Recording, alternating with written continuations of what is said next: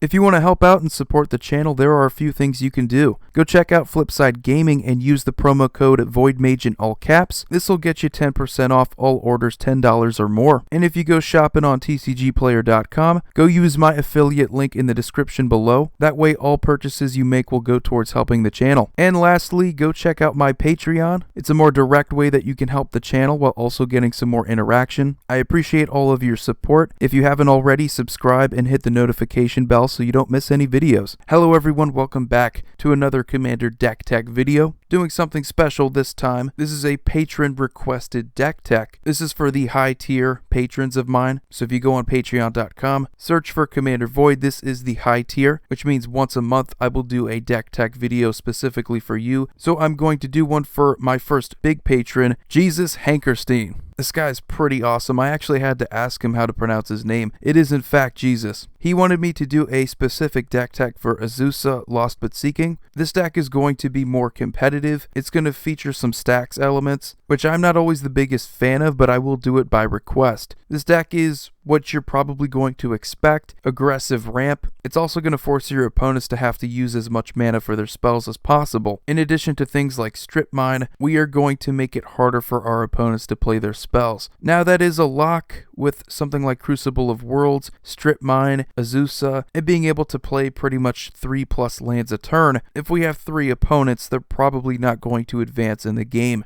So let's go over the whole deck here because there is quite a bit more that I would like to go over in my version. Starting off with the lands, this is going to be a bit more competitive. We do have Ancient Tomb and Temple of the False God.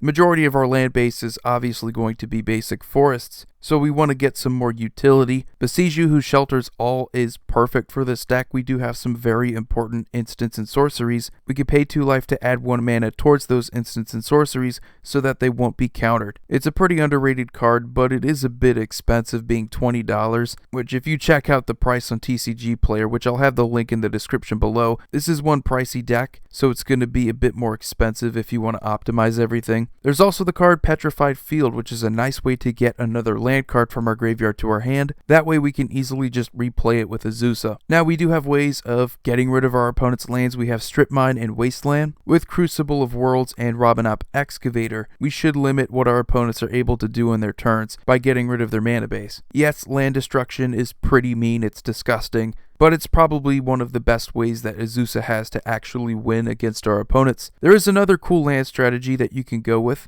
Thespian Stage and Dark Depths. If you're not familiar with the combo by now, all you have to do is make Thespian Stage a copy of Dark Depths. The legendary rule does apply, so you will have to sacrifice the original Dark Depths, but the point here is that the Thespian Stage that becomes a Dark Depths did not come into play, so it won't have those 10 ice counters on it, so this means it's pretty much going to become a 20/20 Merit Lodge token, which is one of the more intimidating creatures in Commander. This isn't an outright win con, but if you can do this pretty early in the game, you're going to apply a lot of pressure on your opponents. Now we do want some ramp here. We have this in creature form and artifact form. It's a bit more competitive if you go for artifacts. We do have Mana Crypt, Mana Vault, Soul Ring, just the cheapest ones that give us the most mana for tapping them. Mana Crypt does give us access to a turn 1 Azusa, which is pretty explosive. We do have a bunch of 1-drop creatures that are going to make it easy for us to get a turn 2 Azusa. Arbor Elf, Birds of Paradise, Elvish Mystic, Finhorn Elves, and Llanowar Elves. We don't want too many of these because then we're just going to be drawing into them. We want our lands, that's the most important thing. If we can get 3 land drops in a turn, these don't really matter that much. Best case scenario, they count towards our total creature count later in the game when that actually matters. But we do have some other ways of getting more mana. Lotus Cobra. Again, we have 3+ land drops in a turn in this deck, so not even having to tap those lands for mana to get mana is pretty sweet. And we also have Wayward Swartooth and Oracle of Moldiah to help get us more land drops. Because if you can get the card draw, this deck will function really well. That's the only downside to this deck, is that if it has card draw, it's usually in bunches. But if you have nothing but ramp, the deck doesn't really do much. Other ways of getting lands, getting some mana. We have Life from the Loam, so lands that are in our graveyard, we can return up to 3 of them to our hand, which is really nice because Azusa lets us play 3 lands a turn. Crop Rotation and Realms Uncharted can help us get specific lands from our deck. Realms Uncharted pretty much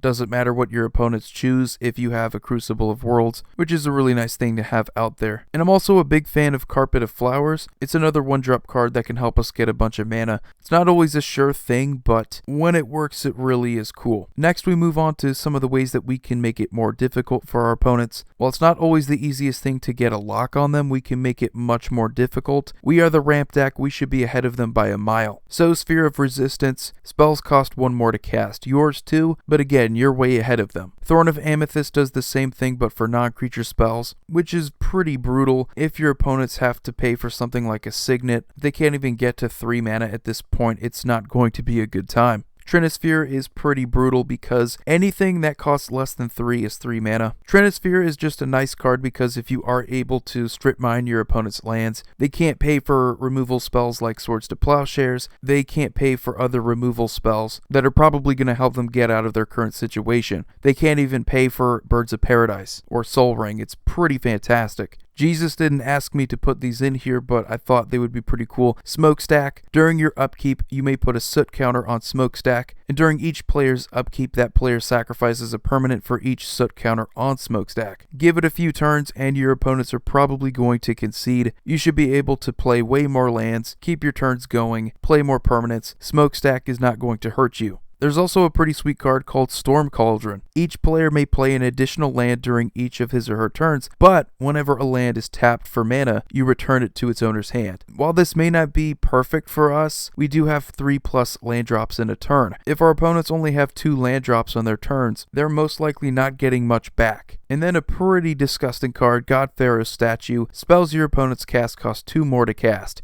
This is everything. Sphere of Resistance, Thorn of Amethyst, and this card pretty much means your opponents are not going to be able to do much. And then the next part of the deck that I really want to talk about is Creature Power. You have all of this ramp, you want to be able to do something with it. And one of the best win cons in green is Craterhoof Behemoth. This is why I was talking about that with the 1-drop creatures. They're pretty good for creature count because they're so easy to get out there. And with the Craterhoof Behemoth, they can become massive later on. There's also Vorinclex Voice of Hunger, which goes along with the theme of Stax. If they do ever need to use their mana, those lands are not going to untap during their next untap step. You're going to get double mana. Pretty fantastic situation for you. And I think it's pretty self-explanatory why anyone would want to play some of the Eldrazi in a deck like this. So I'm playing both Kozilek, Butcher of Truth, and Kozilek the Great Distortion to get some more card draw, and just because they're massive creatures that are going to deal a bunch of damage. In Ulamog the Ceaseless Hunger and Ulamog the Infinite Gyre, you get some removal in addition to some really good abilities. Both Kozilek, Butcher of Truth, and Ulamog the Infinite Gyre have Annihilators, so if you're able to swing, you are probably going to end the game. If that's not enough for you, we also have Emrakul the Promised End. If you can gain control of another opponent's turn, dismantle whatever they're trying to do, it's going to be so much easier for you to win the game. And you do have a 13/13 flying trample protection from Instance Eldrazi that'll gladly swing in for some damage. It's probably the most reliable way to win. It's a nice thing to have if you're constantly able to bring back strip mines, but you have to anticipate the game lasting longer than that. So go for the bigger creatures, you're likely going to have enough mana to pay for them. And then the next part of the deck I want to talk about is card draw.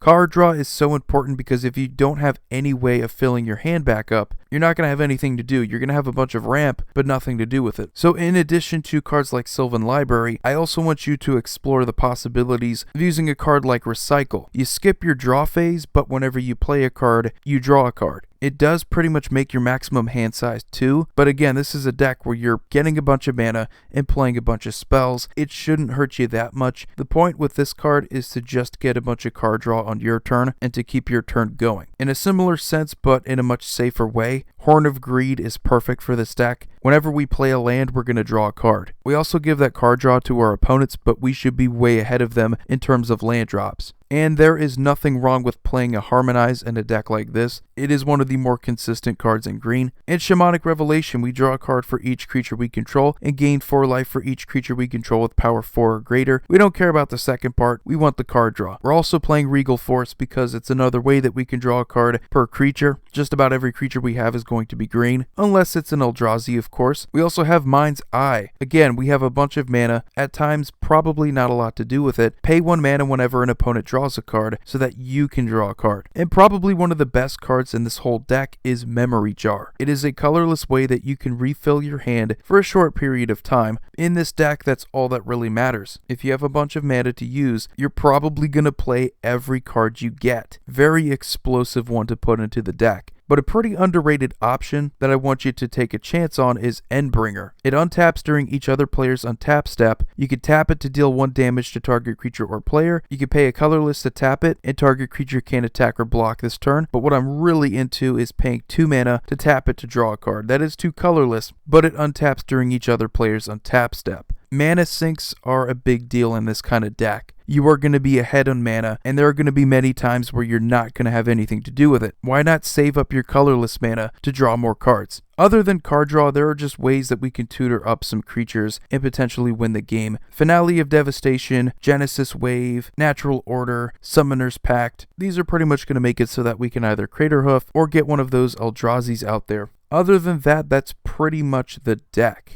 All about the ramp, taking advantage of all of the mana that you have. So anyway, that's going to do it for the video. Let me know what you think about it. I was happy to do this deck tech video for Jesus Hankerston, although I don't think I'm the best at making competitive EDH decks. I tried to make the deck a little bit more fun about getting to those big creatures. So if you're interested in a monthly deck tech request, go check out my Patreon. I also have other rewards, different tiers, whatever suits your needs. Big thanks to Jesus again. Thank you for your support. You all have a wonderful day. Void here signing off. See you all next video. Just wanted to say thanks to the patrons who are supporting me on patreon.com. Go check it out. There are different tiers with their own rewards. One of them is having your name in the credits of my videos. I know it's not much, but it's something that I can do to show my appreciation. Thanks again, and have a good day.